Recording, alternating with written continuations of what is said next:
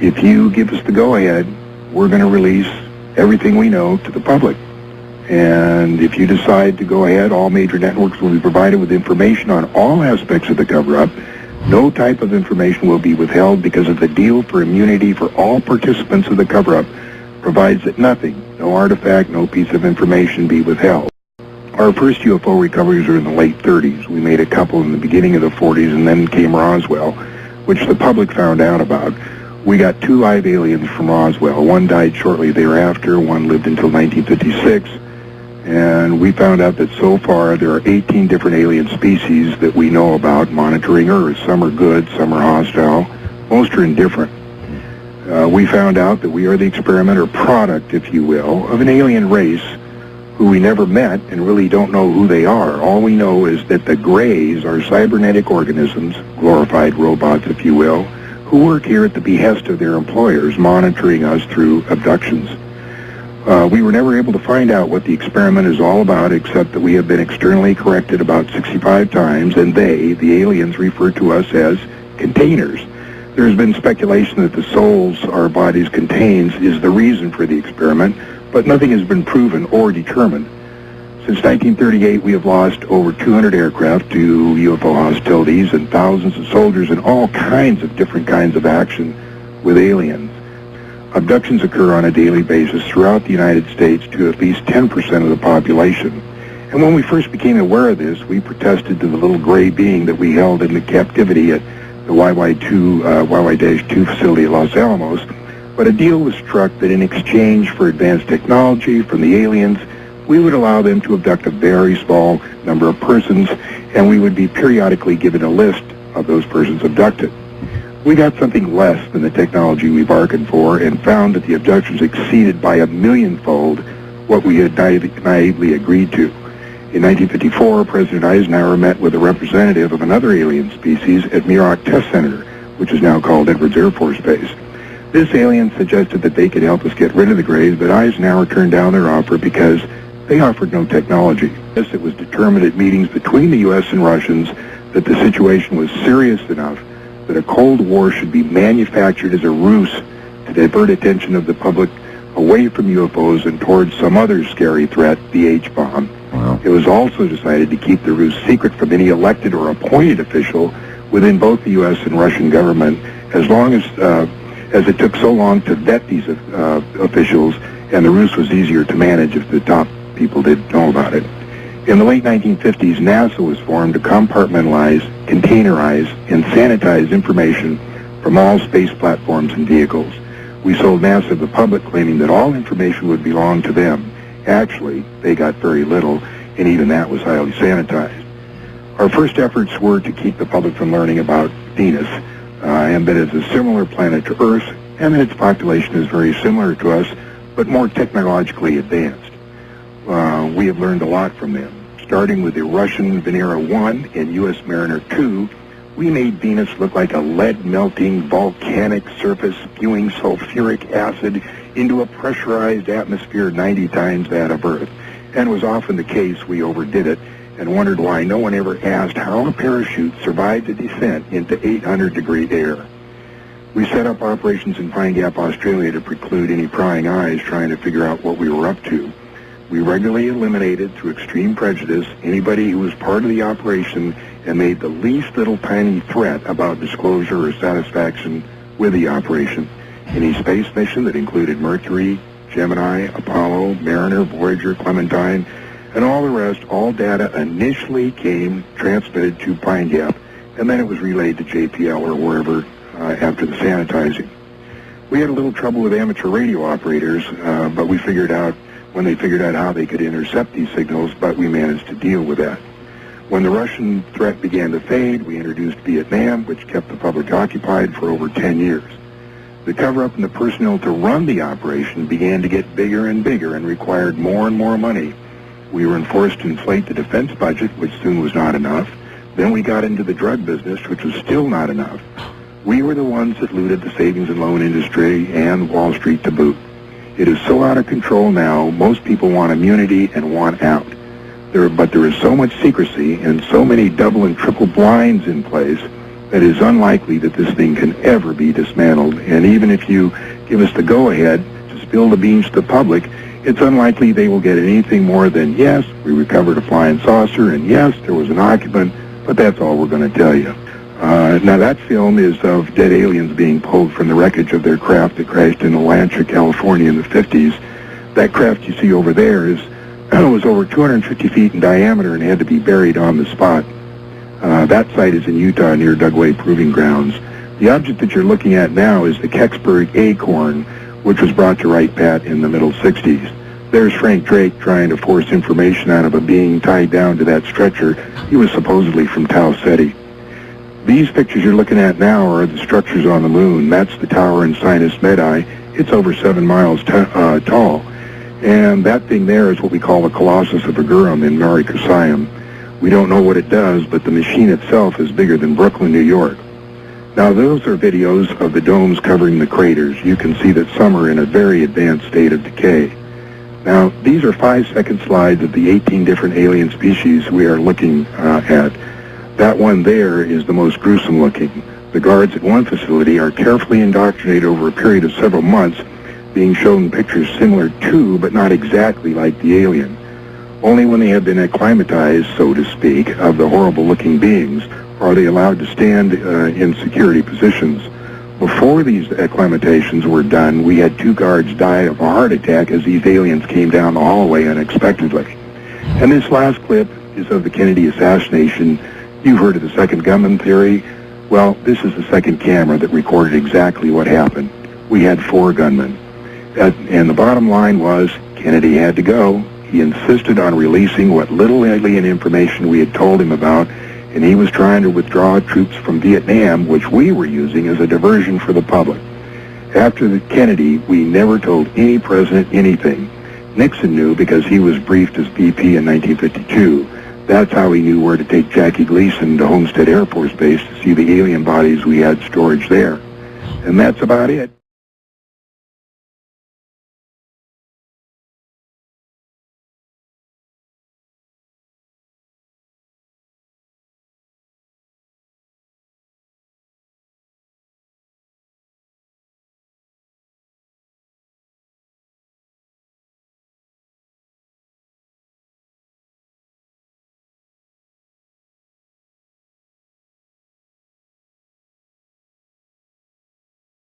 That EBE-3, who was captured in 1953, who they named J-Rod, helped them build their own flying saucers, the United States government. By 1962, we had vehicles, while they could not perform the faster-than-light speed of the alien vehicles, we could certainly get them to the moon in about an hour. Regular trips to Mars, we were making regular trips to Mars in 1966. Mercury, Gemini, and Apollo were all cover missions, and most of the astronauts knew it. And on January 27, 1967, a fire in Apollo 1 atop the spacecraft, I think it was Pad 39A, killed Gus Grissom, Ed White, and Roger Chaffee, and one other astronaut. But this 4th astronaut was not one that we knew. The 4th guy was one of the secret astronaut corps that was formed along with the astronaut corps that we knew about. The difference being that the astronauts in the secret corps were going to the moon in 1962 while the public was watching the Mercury astronauts circle the globe. Oh, really? And after constructing various buildings and mining facilities by 1966, we landed on Mars. And since then, we have explored most of the planets in our solar system and found life similar to us on all of them. Why would they even need rovers there if we had astronauts already on the planet? It's part of the cover-up. Mercury, Gemini, Apollo, the space shuttle. It's all to keep our eye on that while the other stuff is going on. A huge, bigger picture, no doubt. Huge, bigger picture. Gentlemen, there is no question that NASA has been hiding not only the stuff on Mars, but an extraordinary ancient set of ruins right next door on the moon. And I fully concur with John that there are 2 space programs. There is a secret program. There's the official program, which is the cover. And when you say, well, why would you spend $16 billion a year on a cover? Well, it's not their money. It's our money. They don't care how much they spend as long as they keep us in the dark. Well, why don't we see those rocket ships going up for the secret program? Because they're not rockets.